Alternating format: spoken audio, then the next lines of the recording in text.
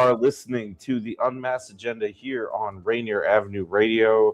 And we are happy to be broadcasting from the lovely Columbia City Theater. Currently, we're waiting for our special guest, JoJo Blacco. And we're going to try something a little different today. And instead of just talking about politics and policy, we're actually going to dip into the culture aspect of this, like the kind of nerdy, good stuff that I like. But before we begin, just wanted to throw out that we recently had Earth Week here at, or rather, a week of programming, and yeah, we're still doing it, right? So yeah, in fact, so wait, Daniel, we're doing some tomorrow, right? Oh, this is awesome. So we have a communities and clean water panel at noon tomorrow morning, solid ground panel, and rent smart at noon. Okay, those are two different things. And then, that's interesting. A lecture by Professor Charles Jeffries at 1:30 p.m. I wish I could be here, but you can tune right in. And I see our guest is almost here, but I do want to say one thing about the reason why I really, really love the guests we're about to bring up right now. I got to say that living in Seattle, especially being melanated, especially being in any way, shape, or form neurodiverse or, gender diverse, it can be interesting. It's kind of like what Hendrik says, a room full of mirrors. But more importantly, that we as a city sometimes, to quote Andre 3000, our ish sometimes stinks a little bit. So it's always good to sit back and laugh. And plus, for me, as someone who likes to be in the trenches when it comes to political activism, that the best remedy for the blues when we're facing a tidal wave of crypto fascism is sometimes to laugh. And with that, I'm going to bring up our first our guest for tonight. Well, I'm talking about first guest. Our guest tonight, JoJo Blacco. JoJo, how you doing? Hi. What up, family?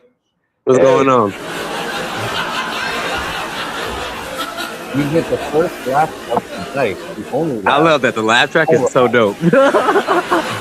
Hey, you think if I call you Alfred, you'll be pissed, won't you? No. All right.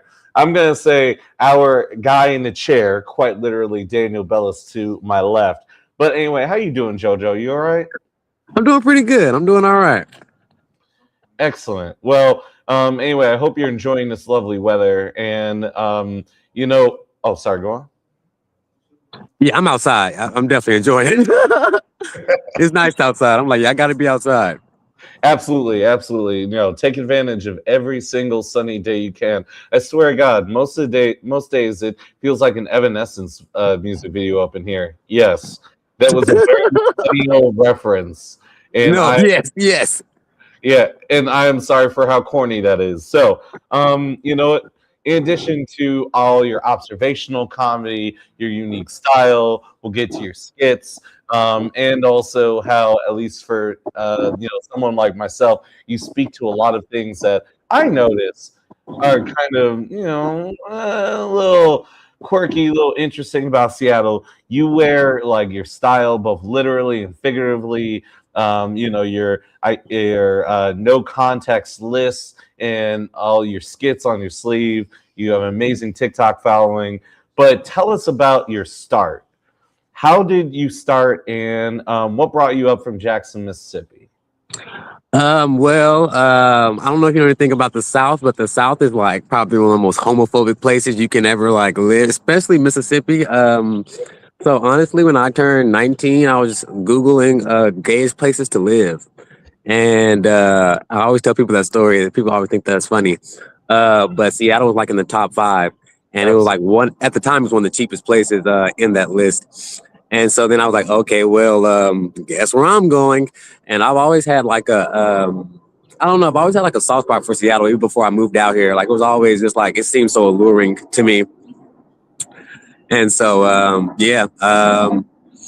it took me a while. Like I did a lot of backpacking. I did a lot of like couch surfing, but then I eventually got out here and it's been amazing ever since. Absolutely. So, wow. I mean, that's real. And when you came up to Seattle, I'm wondering, like, was it difficult to really make friends, to really like connect with like community when you got up here, or was there like a moment where you really felt like, hey, I'm here, I'm home, I feel seen? Honestly, I would say people in Seattle were like hella welcoming to me. Like if anything, it took me more of a culture switch because as we talked about, I'm from Jackson, Mississippi. So like being from there, it was nothing but black people like in my immediate area. Like we had one white dude that went to our school and like everyone swore up and down that he was black. And so like when I moved out here, it was like a completely different vibe. So it was like, oh, majority white people and like a pocket full of black people here and there. So it was a more so a vibe switch for me. But everyone was very nice to me when I moved out here. Everyone was kind of accepting. Absolutely, absolutely. And that's interesting, it's interesting dynamic, and one I talk about a lot. I mean, obviously, like being cis hetero male, like the situation is different in many ways, but like as black people, it's one of the most like welcoming places, at least on the surface. And then there's always there are always like textures to it, right? But Hmm. one thing, just before we kind of move on to learning a little bit more about the Seattle like comedy scene and what's that like. I'm wondering, from your experience, how Seattle's developed over. So I'm just gonna go on a limb and say when you moved here is probably like over 10 years ago, right? Oh yeah, I didn't even specify that part. I'm sorry. Oh, I you're moved in good. here in 2013. Yes, so it's been was it like 13, 12 years now? Oh wow, that was a year before me. Oh Yeah, that's wow. crazy. Okay, well, look at that, twins. All right, fair you. And, like, did someone? Wow, man. So it took like all the like radicals and like queer folks on the East Coast. We were like, okay, we're all just gonna move to Seattle. We're all Yeah, just I'm just gonna. gonna get out here. Yeah, I graduated in 2011, and then I was like, I did like a little bit of college, and I was like, I hate college, I hate my town, I hate Mississippi. I just need to get out of here and find my people, and Seattle is my people.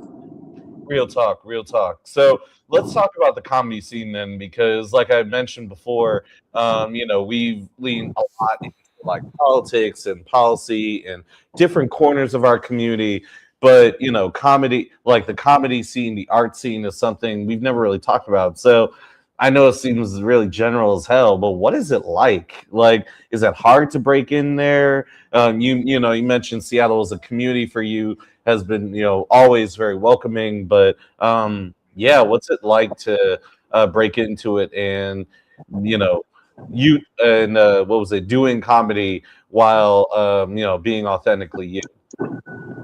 Honestly, what I will say is that uh, breaking to the comedy scene is kind of hard to a degree. Cause I Mhm. mean, like it's easy to do it. Like, if you want to do comedy, you can just sign up at any open mic and just do it. Like, you can Right. do it pretty easy. But as far as being accepted by your peers, like it takes a while because you have to like do the grind. You got to do the work. Like, I've been doing comedy for 4 years, and I would say the first 2 years I was doing an open mic every night. Mhm. Like every night I was sometimes it would be two in one night. I would like go and find as many mics I could get into. So one, I wanted to get better. Two, I loved it. And then three, it was also just like a lot of normal people don't know that like there's like a slur in the comedy community. Like if people don't know who you are, or like if you're green, or like you don't have that experience about you, they call you open micer with a hard R. Like, and so I love that. yeah, a lot of people don't know that, but that's like a thing. Right. Like, and I've been called it a couple times. So Right. it was all about just like getting that hard R off me. Um, but yeah, I mean, like for the most part, I would say as long as you're committed to it, as long as you're grinding, as long as you're hustling, like it's pretty easy and funny. Obviously, it's pretty easy to get past that crab level, or that like entry level, I guess is the more correct word.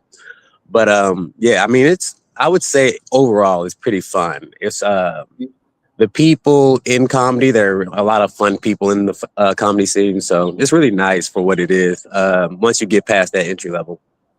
So I'm just gonna go on a limb, and at least from what I've gleaned from entertainment, I know that there's you when you're like at home making dinner, just chilling. Then there's you when you're on the mic. How did you create the persona of JoJo Blacco? Like, I mean, I know that's you. That's your name, but like, when you're on the mic, like, how'd you create that persona? Honestly, a lot of people have like I guess what I don't know what the correct word is. A lot of people have like a reference or like a who their favorite comic was, and that's usually how they kind of like base their persona off of, or like kind of have a inkling of who they are, who their persona is based off a reference. My personal reference, and this is probably going to be niche to some people, but one of my favorite movies when I was growing up was Nutty Professor. And how is that niche? Okay. No, how is that niche? Okay, am I crazy, Daniel? Am I crazy? Is that not a classic? Seriously. Okay, am I sorry. I'm just like, how sorry. I talked to a lot of white people, I'm sorry. They'd be like, oh, I ain't never seen it. Maybe once. I'm just out because like how's everyone not know it? Anyway, go ahead. I'm sorry. Please go ahead. No, you're good. Thank you. So now I don't have to do too much explaining. But no, Dave Chappelle's character in that movie, Reggie Warrington, I watched that movie so many times as a kid that when I eventually did comedy, I was like, I want to be as close to that as possible. Like in that movie, he is just like so like loud, rambunctious, kind of just like unpredictable. Like, I don't know. It's just he has like a certain swag, even though he gets beat up by Eddie Murphy in that movie. Like it's just a swag that he had, and I don't know. I liked it a lot, and it wasn't too dissimilar from who I was as a person either. It wasn't like I was like putting on a face or putting on a mask, or like if I did it on stage, people would be like, "Oh, you're faking it." Like it's still very similar to who I am as a person. And so, yeah, honestly, yeah, that movie like shaped a lot of my comedy career in no short spell. Yeah, I'm as you mentioned, I'm thinking about that character and what stood out to me about how Dave played that character is it feels like very okay. And now maybe I'm going a little bit. I don't know if this is a flex or maybe a niche, but it reminds me of my impressions of like the early 2000s, like comic scene in the early 2000s, like Def Jam poetry scene, like that comic or that poet that, is very much bringing a certain edge based on like their experience, right? Like the kind of George Carlin or Chris Rock-esque, comedy specials back in the early aughts, where it's less like, hey, let me be witty and say something goofy, but it's more, what really grinds my gears, or like silly, or like this is BS Yeah. I mean, was that like part of your impression, for that character, or like what was the swag really that you saw in that character? For me, it was I loved how observational that character was. Like, pretty much if you go back and you watch that movie, for people that haven't seen that movie, he literally doesn't like, he has a set, obviously, but the majority of it is him just like looking at the people in the audience and be like, oh, you got micro braids, or, oh, you're a white guy with a small penis, or, like, it's just like very observational. But also at the same time, it's kind of just like, how do you point out something? Pretty much for what it was, how do you point out something and then make that thing funny? Something normal, something that everyone does. Hell yeah. How do you point out something and make it relevant to everyone? And a lot of my jokes are just like things that I noticed, normal everyday things that maybe other people don't pick up on. I'm like, how do I make that funny? How do I make that a 5-minute joke? How do I make that a 4-minute joke? And so, yeah, I think the majority of it was like his appearance was all obviously his appearance the moment he walks on stage is very just like demanding. You're like, okay, I don't know what you're about to say, but like whatever you're about to say is going to be interesting just because you have like a checkered hat and you got sagging pants. Like it's just like very much just like I learned this thing because I was a theater kid as well. Yeah. If you are interesting to look at, whatever you're doing will already have a sort of interest to it. Fascinating. It'll already have like people are already clocked in because you're interesting to look at. I'm already liking what I'm seeing so far. So whatever you say is going to help whatever I'm looking at. So one thing about your style is that if I were describing, forgive me if I'm incorrect or out of pocket, but it's very iconoclastic that meets like kind of Seattle punk that meets like Afro punk that like meets very the word is on the tip of my tongue, but yeah, like you have a very unique style. So did you do you like cultivate your style on stage? And I remember, and actually this came about for listeners out there. I've been following JoJo's work on TikTok and your skits, and my ex actually showed me your special, and I was like, oh, this person's hilarious. So I was walking along on the pier, downtown, and I'm just walking past you, and I kind of do a double take. I'm like, JoJo Blacco, and then you just, oh my God, someone recognized me. Yeah, like you're famous. It's amazing. Yeah. So for listeners out there, if I seem like unusually fanboy, that's why.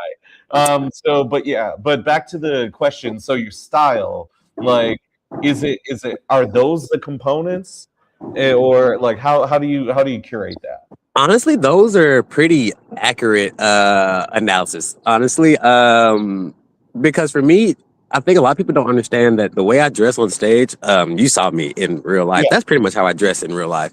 Right. I don't put on a costume. I don't. I'm just authentically myself. And Afropunk was a big influence. I mean, I was a big Pinterest kid. I loved Pinterest. And just like finding. I don't know, like fashion has always been one of my biggest things. I love fashion. And like we talked about earlier, being from Mississippi, it was very hard to express that. I remember the first time, it was like 2009, 2008, and I bought skinny jeans from Hot Topic. I'll never forget this moment. And I was like hella excited, and I wore those skinny jeans outside, and I think I walked like to my friend's house or something. And in that 12-minute walk, 2 people like shouted the F slur at me from their car. And I was like, I don't want to live here. Like, I'm like, this is just me, like just figuring out what I like. And like, just me putting on something as harmless as skinny jeans in 2009, which I felt like was the norm at the time, any other place, was like, oh no, this is weird. What are you doing? But no, Afropunk, definitely a big influence. I don't know. Okay, I'm not gonna say niche anymore because maybe you seem like you're clocked in. But PM Dawn, love that band. That band, like, also I love their style. Another big influence for me. George Clinton. Yes. Yeah. Big style influences for me. Also, obviously, I'm a JoJo's Bizarre Adventure fan. I love that show. Like, that show also helped my style out a lot. I just love anything that seems quirky or alt. I obsessed fashion wise. Absolutely. And I gotta say, first of all, I'm sure a bunch of people have probably said this, but I'm really glad that you're sharing like this experience, because I think, particularly in Seattle, a lot of folks, because we live in like this really lefty bubble, forget that like there are people throughout the country who are queer or who are neurodiverse or who are who are disabled, or any range of like non like dominant identities in this in America, that have to deal with harassment on a daily basis. and Yeah. obviously glad you're up here and glad you're bringing like amazing laughs to our community. But I really appreciate you sharing like those stories with us. Yeah. Yeah. And also keeping it oh so real. So, your comments kind of lead to the third question, which is talking about process, because obviously you're brilliant, but I know the jokes don't just come out of it, come out of thin air, right? So, can you walk us through like what your process is without giving away proprietary secrets? Not trying to put your secrets on blast. I'm just Honestly, it's nothing too crazy. Mostly what it is that I talk to I talk to pretty much anyone that will have a conversation with me. If someone comes to talk to me, I'll have a conversation with them. And if we're talking and I'll say something that in the moment I am not purposely trying to be funny, but then I get a laugh from them, like, oh, maybe there's something there. And then usually what I'll write that down and then I'll sit on that for a few days. And as someone that doesn't have a car, I am always on the bus. I'm always on the train, especially in Seattle. Like that's kind of just like the norm. I use those rides to kind of like dive deeper into whatever that thought was. A good example of that is one day I like saw a bunch of pigeons and I was talking to someone and I was like, hey, have you realized that you've never seen a baby pigeon before? And in that moment, that was a good point. Yeah. And like, I was like, oh, that's something, like that's something. And then like, I was like, okay, well, how can I make that funny? And then I was like, well, if no one's ever seen a baby pigeon before, what would you even call a baby pigeon if you saw it? Right. And then I Googled it, and then the Google is squab. And then literally the jokes almost wrote themselves because right under that question was, what is the racial slur for a baby pigeon? This is on Google. You can check this right now. Okay, I gotta check it. I'm a little curious. And the answer is squeaker. What? With the hard R. And then I was like, okay, cool. What? Yeah, craziest thing ever. Craziest thing ever. And so I was like, oh, this is a joke. And so then literally that's one of the jokes I do now. Okay. I love the baby pigeon picture. Yeah, I'm going to do it right now. Like, this is hilarious. Okay. And then, oh my goodness, like it's actually in here. It's like, do you see that in there? It's like, why? It's like, why? Who was like, I need to call me I need to see me a squeaker. Like, that's crazy. Right, exactly. It's like, just someone sing back and be like, what's wrong with society? Oh, God, dang, squeakers. Right. Why? It's like, I have hated all of the other human beings I can hate in this world. Right. I need to hate baby birds more than anything now. Right? Oh, man. Anyway, Daniel, it seems like it's freezing up on us. Can you still hear us? I can still hear you, yes. Okay, cool. It's like we're having a little technical difficulties in the studio, but as long as you can still hear us, that's fine.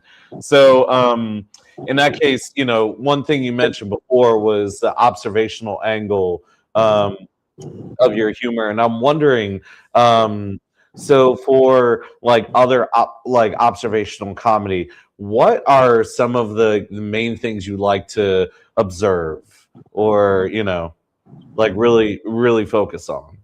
Well, one of the things that I really enjoy is I love community, and I love like just I love the science of people.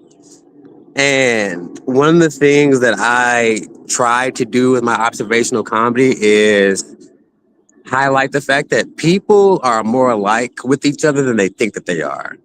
Right. Like people have more similarities with each other than they ever care to admit to, or maybe just don't realize. And so, as I was saying, like I talk to a lot of people and I just hear a lot of things come up. In familiarity with people. Like You were talking about some of the videos that I do, like my Excuse Me White Lady videos. The whole point of those videos is just to show, I'm going to tell you a secret. A lot of those videos are really about me as a Black non-binary person, but I'm just like, white women also love these things. Right. And I've noticed that, like, I never even have to admit that I am the person that I'm actually talking about. I just scope it towards, oh, white women love this. And then it'll be like 200, 300 white women like, oh, yeah, I do love this. Like, this is me. You're talking about me. And I think that it's such a beautiful thing because, like, it just brings people together. It makes people realize, like, oh, I have so many similarities with this person who I've never met. I've seen people like become friends in my comments just because, oh, I got a cat named too. Like, it's just, I don't know. It's a really beautiful thing to me. So I just love community. Absolutely. And, I think that is actually a really amazing message, especially for the time we live in now, because, one of the things that often is often astounding for me when, like applying this particularly to like political work and like, particularly campaigning is like once you get out of the echo chamber online and you actually have a conversation like between two just random individuals that might be on a completely different sides of the political spectrum, there's actually a lot of disagreement in places you would not even expect. I'm talking about things that we think are like super lefty, or even, there have been times where I've been in a barbershop and someone will say something that is very MAGA coded, and I'm kind of like taken aback. I'm like, wait, what? And then I'll just ask them, like, so who'd you vote for? And like, oh yeah, no, I can't say Trump. I'm like, but you kind of sound like him right now. Right. Like, yo, like, bro, like, what you just said is a little problematic, But anyway, before I forget, we are at that break time. So for folks that are just tuning in, I'm talking to the amazing, the unimpeachable, the immaculate JoJo Blacco, who will be at Bumbershoot soon, and we'll talk about that more later. And you are listening to the Unmasked Agenda for a very special episode. And right now we have Earth Month here at Rainier Avenue Radio. And in fact, Earth Deserves More Than a Day, the overarching event, concludes tomorrow from 10:30 a.m. to 4:15 p.m. We have Communities and Clean Water panel. We have a Solid Ground panel on renting and how you can rent smart. We have Professor Charles Jeffries here doing a lecture, interview with King County Parks, a panel on celebrating student power and perspectives, and there will be performances. And if you want more info, go to earthdeservesmorethanAday.org. And this is Cliff on the Unmasked Agenda. We'll be right back.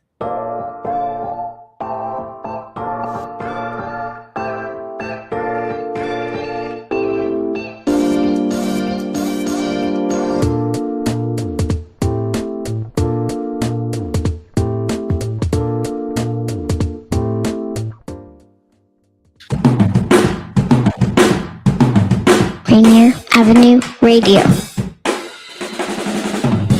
Rainier Avenue Radio.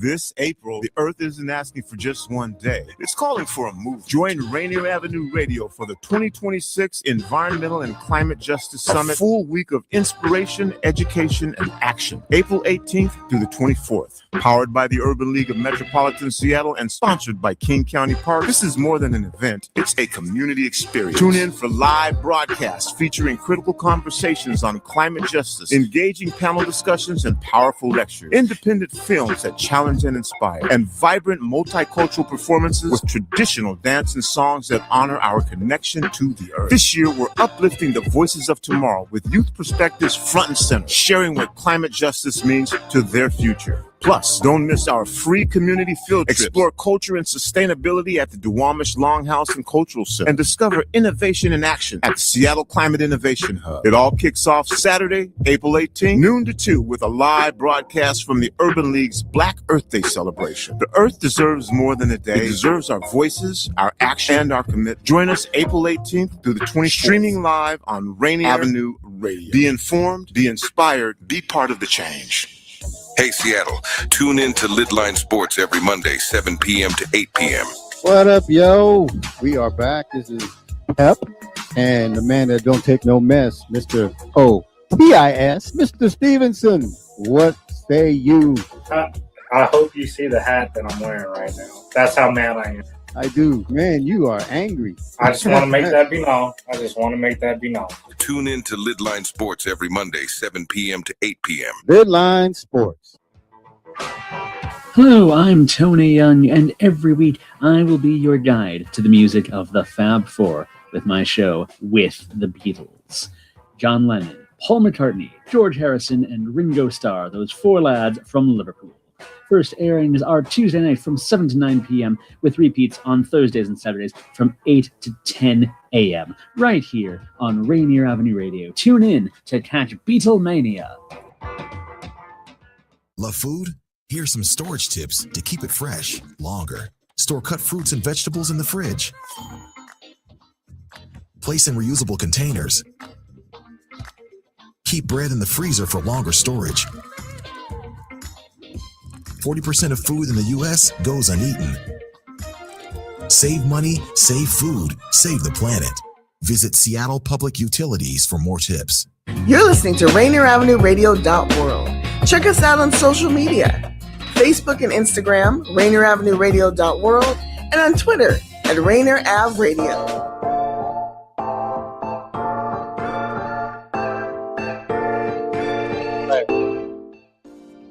We are back here on Rainier Avenue Radio. You are listening to Unmasked Agenda. Let's bring back our guest, JoJo Blacco, local comedian extraordinaire. So we are talking a bit about method and process, but I'm just kind of want to pivot a little bit and talk about some of your favorite jokes, because of course, you know, my favorite series is "Excuse Me, White Lady." Sorry, and you were just mentioning it. I apologize if I butchered that impression. I am so sorry. No, that was good. Fair enough. At least I at least got your approval. Excellent.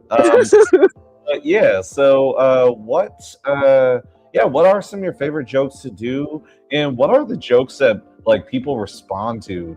Because you've done so many different shows around the metro area, especially in the last few years. Okay, I'll start with one of my favorite jokes that I do. We haven't talked about this at all actually so far, but I'm a huge wrestling fan. Love wrestling.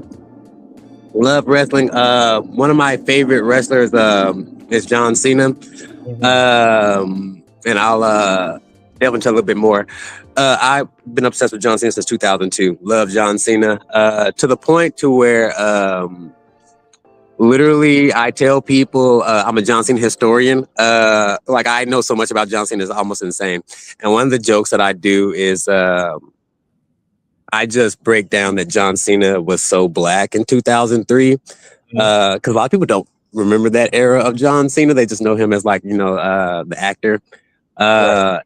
But that was like when he was so interesting to me. Like he was just so interesting, and like I break down a lot of like things that he was doing in that time frame of like it's a call and response joke. So I'll be like, John Cena is so black, and then the crowd will be like, how black is he?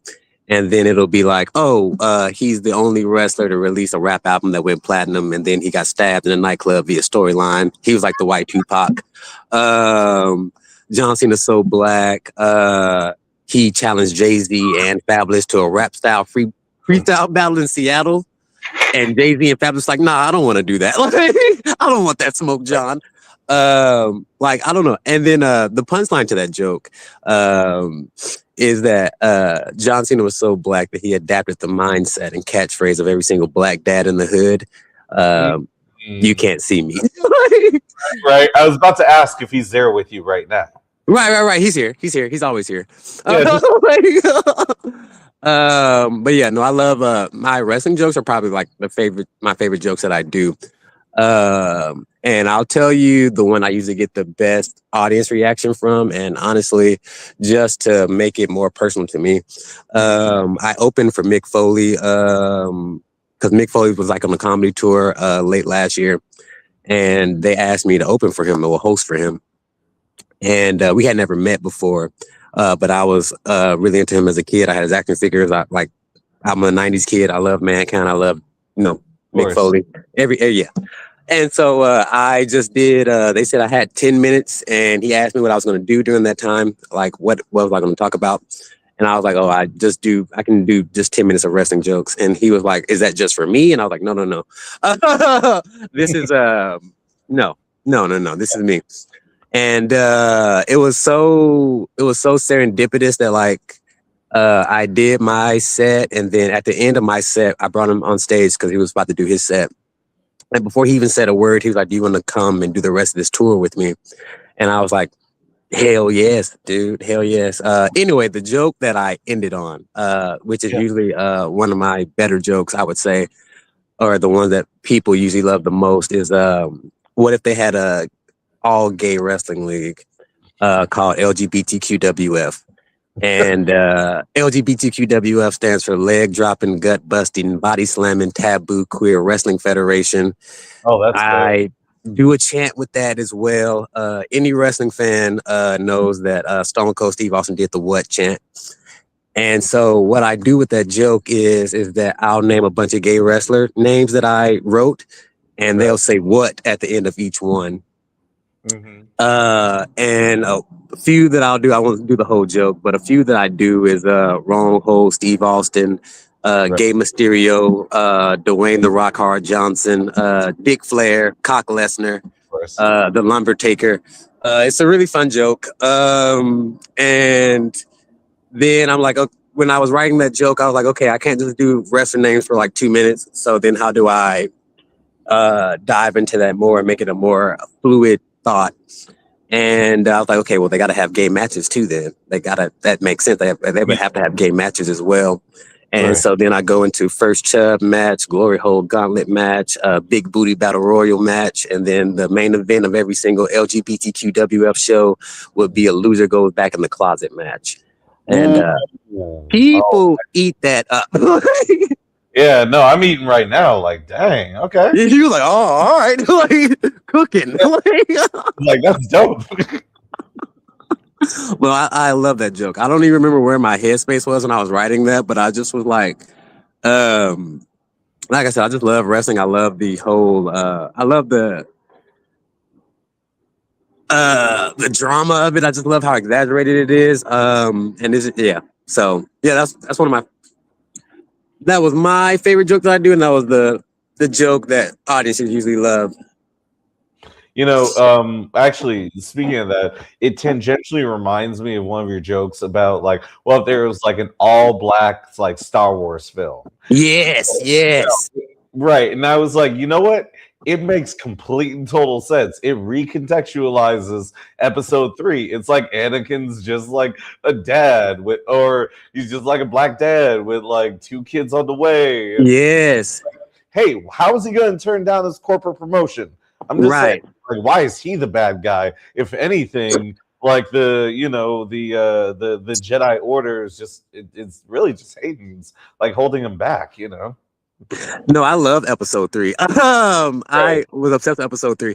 And yeah, the thing about that is that I watched that movie a lot, and I realized that like low key, he really wasn't the bad guy, because he was set up to get promoted. And then they was like, no, we don't want to promote you for whatever reason. We just don't want to give that to you. And he needed that promotion because he had these kids come in, and it just felt like very much so a black problem. Like that's something that black people go through all the time. And it was me pretty much trying to figure out how to make something that is like a very serious topic, but make it as silly as possible to where people are like laughing at it versus being like thinking about it too serious, but I'm also getting a very serious point across. I think the part that like made me laugh rather than think was like Cat Williams as Darth Vader. Like that legitimately, I was like, and actually on the way here, I was thinking because you know they announced Spaceballs 2. The new one is coming out with Mel Brooks returning and got a bunch of folks. And I'm just sitting there, I'm like, why don't they have Cat Williams play I forgot his name, but the guy with the helmet. Yeah, that would be amazing. Right, like that would be perfect. That'd be perfect. I could imagine be like Sith Lord down. Sith Lord down. I could imagine that, right? Or just like just roll it up with like the most fabulous cape and be like, pick up those boots. And then just like with the most like a bejeweled like lightsaber. Yes, I love that. Like the idea of Cat was being like, Palpatine, grab my lightsaber. Right, exactly. That would be perfect. It'd be like, Palpatine, you don't pay me enough to have a broke lightsaber. But Pete Davidson as Jar Jar Binks is so real. Like I love when you were doing that stand up. It's like, yep, we got to get one back. Yes, got to. Dude, right?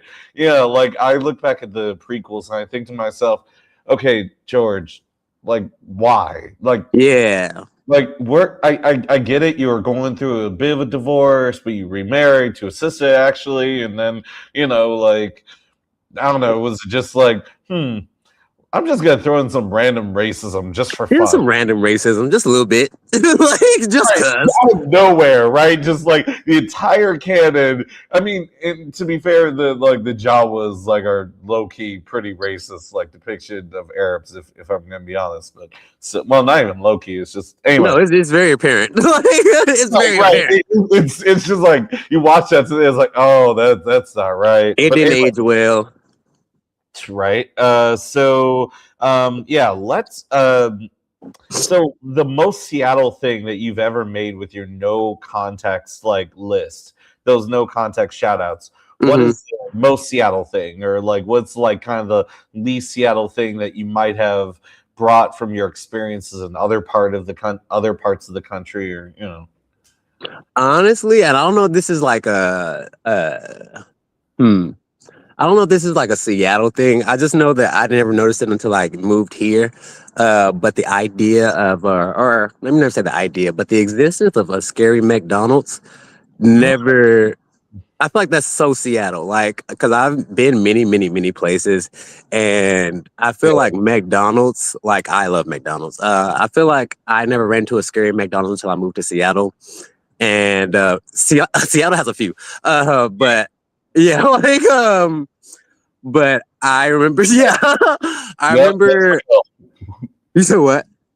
No, I said that is real. That is real. I used to be organizer on the Fight 15, and there's some McDonald's where I'm just like, I'm not being here after dark. No. Yeah, no, literally. I remember the first time I was in downtown Seattle, and I was like hungry, and I was like Google mapping. I was like, oh, maybe there's a McDonald's over here.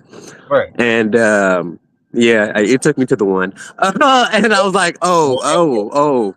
And then like I knew that it was a bad McDonald's when like the inside was closed, and they was like, we only order from the window. And what I remember the most from that experience was I ended up going to like the drive-through window that they have for some reason. I don't know why, but then like the person that was working the drive-through window like cracked it just a little bit to like so we could talk, but not open it all the way. I was like, oh, so it's dangerous over here. And so, yeah, I made a McDonald's video, and I feel like that was like one of the most Seattle coded things that I've done. Obviously, also Trader Joe's. White people love Trader Joe's in Seattle. I don't know what it is. They freaking love Trader Joe's. And I always get dragged to Trader Joe's with my white friends. Right. It's like mayo sriracha. Like mayo sriracha, that's literally like I remember when it first came out or when I first learned about it, and I was just kind of scratching my head. I'm like, but why? It's yeah, like, well, why? You're right. It's like you water down something that's supposed to be spicy, yet at the same time you are trying to make something spicy that's intentionally just like bland. Right, like intentionally bland. Yeah, Like what is that? Like, it's like just have some spice. It ain't gonna kill you, you know? you're right, right. Yeah. It's interesting that you say that because there Seattle is this interesting place. With my family back east, I always say that Seattle is a very wealthy city, but the wealth is so maldistributed. You can just see the inequality like in random places. It's like you have this Emerald City, and then you have there's all these random tents just like out here, and everyone you talk to is like, yeah, I'm doing well, but also I can barely afford to eat these days. And it's just, yeah, it's wild. It is wild. It is wild. It's insane. Yeah. Right. It's intense. Yeah, and it's interesting because I don't know if this is your experience, but I moved here a year after you, and seeing how Seattle went from there are some things that were expensive back in the mid 2010s, and then at least like right before the pandemic, it just started becoming really insane. And then the pandemic, I felt like was this weird inflection point. Well, not weird. I mean, there are concrete reasons, but the inflection point where then suddenly we saw just prices go into a stratosphere and like costs rise exponentially. I mean, was that your experience or? Yes. The funny thing is that the majority of my time in Seattle, I was or Seattle Tacoma area, 'cause I lived in Tacoma mostly before I like strongly moved to Seattle. I moved to Seattle strongly like maybe 3 years ago, but I was living in Tacoma and just like making that trek up here. And I was working retail the entire time up until like recently. And so like to me, I got to see it firsthand because I can say where I worked, it doesn't matter now. But I worked like a lot of mall stores like FYE, Route 21. Yeah. That's usually what people say. I have that membership. Yeah, I was like, oh, that seems cool. And so I would see stuff that like I knew for a fact it probably took like less than $1 to make was like going up to like $50. Like a shirt is $50 for some reason. I worked at Zara. I worked at like a lot of a few high-end clothing stores. Right. And I noticed, I'm just like, there's no way that the average person should be able to afford this. When 6-7 years ago, you could go into the mall and spend $100 and like leave with a decent outfit. Now, if you go to the mall with $100, you're going to get maybe 2 things. Like, I don't know. It's just like, it's a different dichotomy now. And so, yeah, I don't know. I think it's scary where things are going now. Absolutely. It's possible to live. Like, right. It's like, how much can we be squeezed until it's just like, okay, we can't buy food.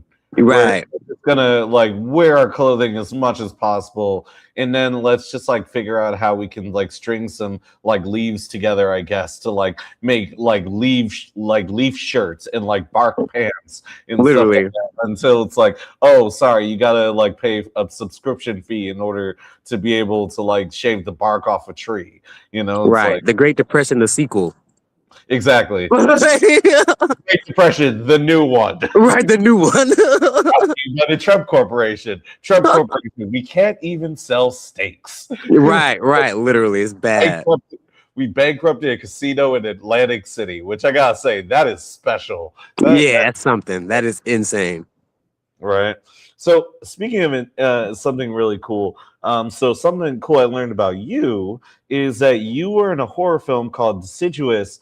And I tried to look up a little bit about it. It was last year. Can you tell us more about it? Like give us a plot and your experiences, and then B, is it at Scarecrow Video? Because that the local section's kind of cool. Like I feel like it's somewhere sandwiched in there, like the DVD. The crazy thing about that movie, this is my first time talking about this. The crazy thing about that movie is I've actually never seen it. I've actually never seen it. What happened was it was a project that a few of my theater friends were doing. It was like for the 48-hour film festival in Seattle. And they asked me, they were like, hey, do you want to be a writer on this? Because you're really good at punching things up. They had seen a couple of things that I had written. And they were like, do you want to be a writer on this? And I was like, yeah. And then they were like, also, do you want to star in it? And I was like, yeah, that sounds cool.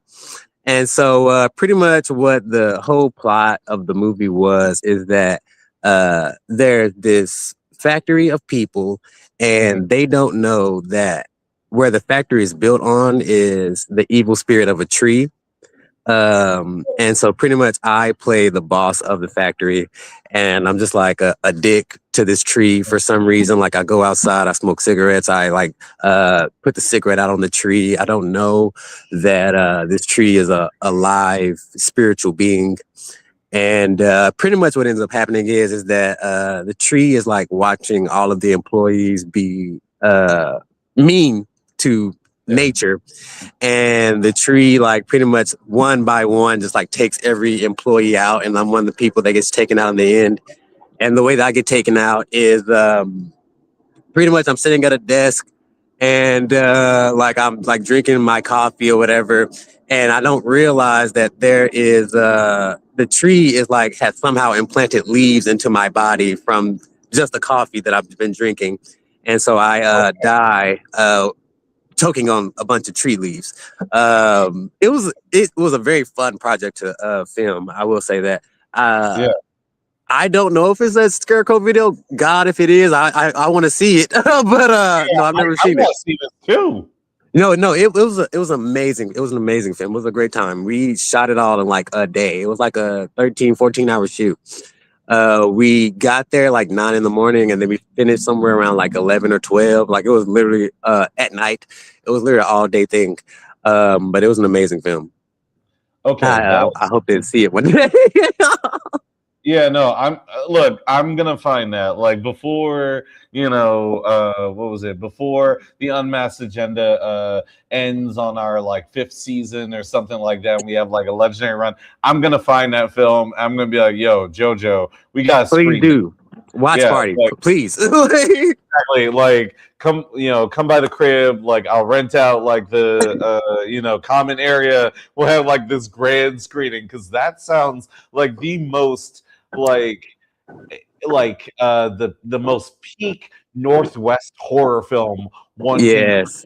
Like, to have a tree and evil spirit, evil spiritual tree going after people that abuse nature. Like, that's a fantastic. Yeah, it was beautiful. Like when they told me about the idea and they told me what they wanted to do, I was like, that's beautiful. Like, I love that. Because I feel like people don't even realize how shitty we are to nature, like on a regular day basis. And so, yeah, the whole premise was like beautiful to me. And I was like, yeah, I want to work on that. But yeah. So, yeah, I would love that. Awesome. Okay, so we're almost out of time, but this has just been it's been amazing. If you have time, if we can, make it work, I'd love to have you back on the show. But I have 2 questions, because I am a fan and I'm curious about this. So if you could remake any film or TV show as an all-black ensemble, like, or just like an all-black TV show, which one would you do? And can't be Star Wars. I'm genuinely curious. Okay, I think I think this one's gonna probably throw you for a loop, but if I I'm gonna throw myself for a loop. I think if I could make any TV show an all-black cast, it would be the Dukes of Hazzard. Oh my! Wait, including with the car with the General Lee. Yeah. Oh my God. Wait. I think that would be insane. But would it star Kanye, or would Kanye produce? Kanye. like the General Lee's right there. Like, he says he's a toad, but like, come on, like come on. He was like rocking like the Confederate flag on his hoodie forever. Like, Oh my That god. is genius. I think I'm gonna write that down. Yes. I love that. Yes. That is for you. Better yet, have it star Jonathan Majors, because after Jonathan Majors. he's doing this like alt-righty thing. So I don't know, Yes. maybe this could be his breakout thing, you know? And no, Jonathan Majors definitely has the face for it. Like he looks like he would be in that realm of So yeah, most definitely. But yeah, no, I would love that. I would love a Dukes of Hazzard, like all black people. Like yeah, that would be sick. Oh man. Okay, and then last but not least, as a Marvel fan boy as well, which heroes would you like to team up with? Like if you could like cameo in like an MCU film or TV show or something like that, like who would you want to team up with? Oh man. I'm not even gonna think too hard about that one. Spider-Man, obviously, but to be more specific to myself, Hobie Brown Spider-Man. Yeah. Oh, dude, that would be amazing. Love Hobie. I think that would be so dope. Instrument? You said what? Do you play a musical instrument? Do I play music instruments? No, I do not. But I did used to write a lot of music, so I think that would be enough. We got enough right there. That's enough. That's perfect. I like Sony, is like creating all these Spider-Verse spin-offs. We got Spider Noir coming on Amazon Prime. So like if anyone from Sony is randomly just like scrolling at night and finds this, there you go. I'm here. I'm available. Hire me. And I mean, you're doing them a favor. If anything, like, oh God, Sony Pictures. They make so many bad movies. I was watching Morbius like last night just because I was like stoned. I'm like, all right, those times where it's like, okay, I just want to watch something funny, and the whole time I was like, I'm morbing. It's morbid time. Morbid time. Oh my God, Madam Web's somehow way worse than Morbius, though. I don't know how. Madam Web is like if an alien came down, it's like, yo, I can make a movie. Let me just literally harlots together and write what I think humans would say, and then they just like found a random comic and be like, yeah, this makes sense. Yes. Oh no, go ahead. Where are you going? No. I agree. Right, but JoJo, I appreciate you. Thank you, and also thanks just being not just authentic, but hilarious, smart, observant, and like keep on making awesome jokes. And like I'm not trying to be self-aggrandizing. I'm just saying, feel free to roast me a little bit and be like, like. But for real though, and I can't wait. I'm going to make it to one of your shows soon. In fact, you're going to be at Bumbershoot when? I'm gonna be at Bumbershoot the first day of Bumbershoot. That date is, I want to say somewhere in June, if I'm not mistaken. They haven't given me the date yet, but I do know that I got asked. So the sooner I find that date out, I'll definitely shoot it out to you, and then we can make something happen. Bet. I love it. I love to be there. I love to see you there. And anyway, my friend, appreciate you, family. And for everyone out there in cyberspace and listening, this has been the Unmasked Agenda here on Rainier Avenue Radio. Stay righteous, stay awesome. And you know what?